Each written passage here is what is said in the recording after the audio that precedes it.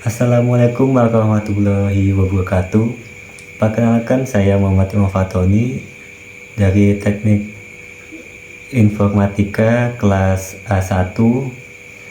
Saya di sini akan sedikit membahas tentang komputasi komputer dan dasar-dasar pemrograman, bahasa pemrograman, sintaks dan semantik.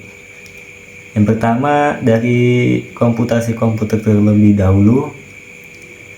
Di struktur komputasi komputer itu ada yang namanya hardware, yaitu dia bentuknya komputer seperti CPU, memori, RAM, seperti itu. Kemudian ada software. Software itu seperti aplikasi yang ada di dalam komputer tersebut. Kemudian di struktur komputasi komputer ada algoritma. Algoritma itu seperti struktur dalam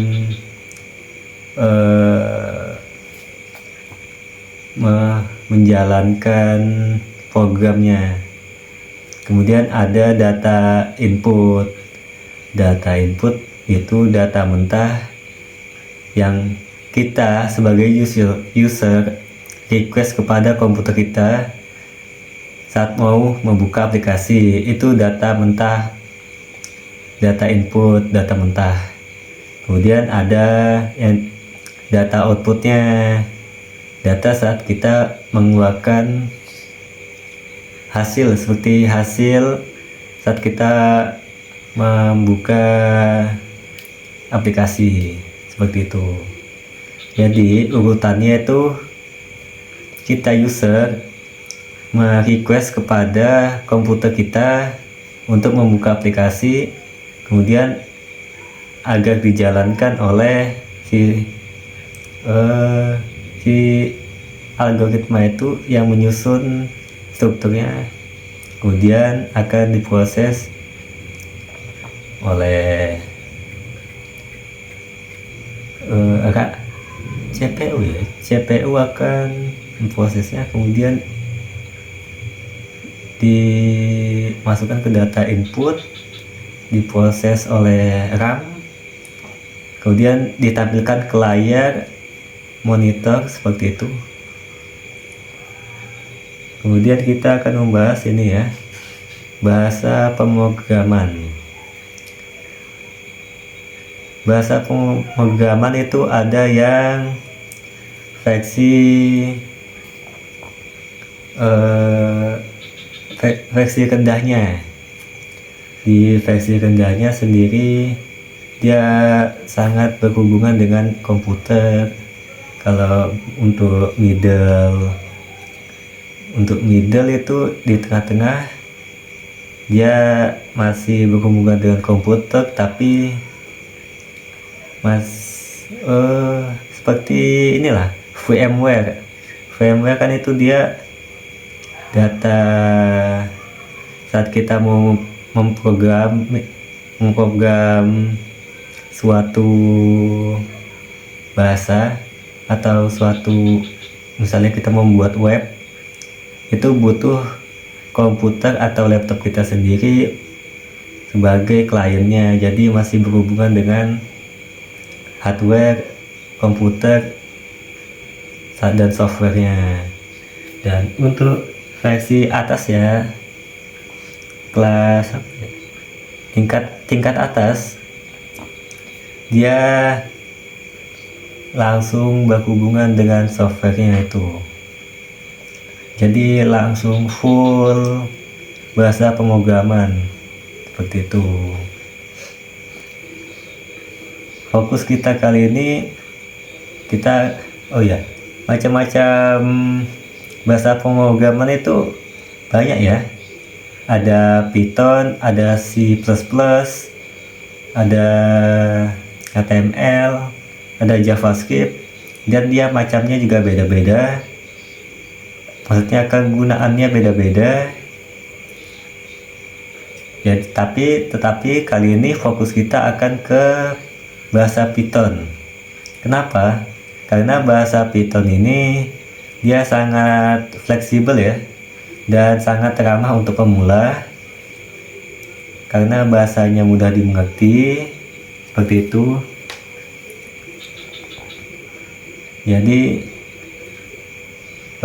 kalau dalam membuat web backend itu menggunakan Python. Selain bahasanya yang ramah buat pemula, Python juga memiliki komunitas yang sangat banyak dipakai juga sama orang-orang.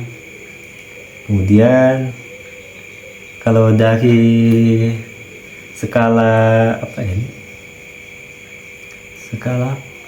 bisnis atau komersial, Python tuh sangat banyak dipakai dalam web. Jadi kalau terjadi apa-apa sama web kita, sangat mudah untuk maintenance atau memperbaiki karena banyak yang pakai gitu. Apalagi komunitas yang banyak ya, komunitasnya ramai, dipakai banyak orang, sampai orang luar juga merekomendasikan ya. Dia di segala platform juga ada. Jadi walaupun kita stuck atau bingung mulai dari mana, Python jadi banyak platform. Kita bisa bertanya kemana saja, di Facebook, di YouTube juga pastinya banyak ya kalau Python mah. Seperti itu. Python sendiri bisa dibilang termasuk ramah sih buat laptop spek rendah ya, karena dia nggak terlalu berat juga sih. Bisa downloadnya juga gampang, downloadnya di python.org aja, tinggal searching aja seperti itu. Bisa di OS apa aja seperti Linux, Windows, sama Mac ya. Kalau Mac itu belum pernah nyoba sih saya, cuma kemungkinan bisa sih harusnya. Seperti itu. Dia juga media yang dipakai itu dia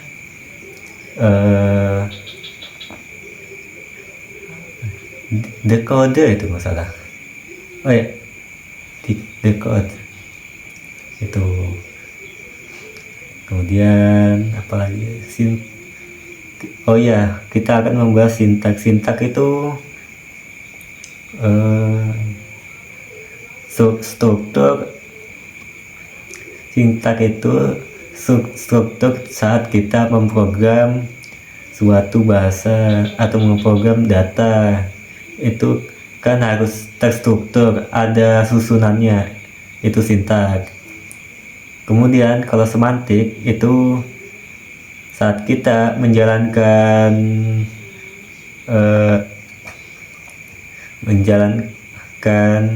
programnya dan berhasil sesuai ekspektasi kita, itu disebut semantik. Mungkin itu saja dari saya. Maaf kalau kurang jelas atau ada yang salah, bisa dibenarkan. Terima kasih.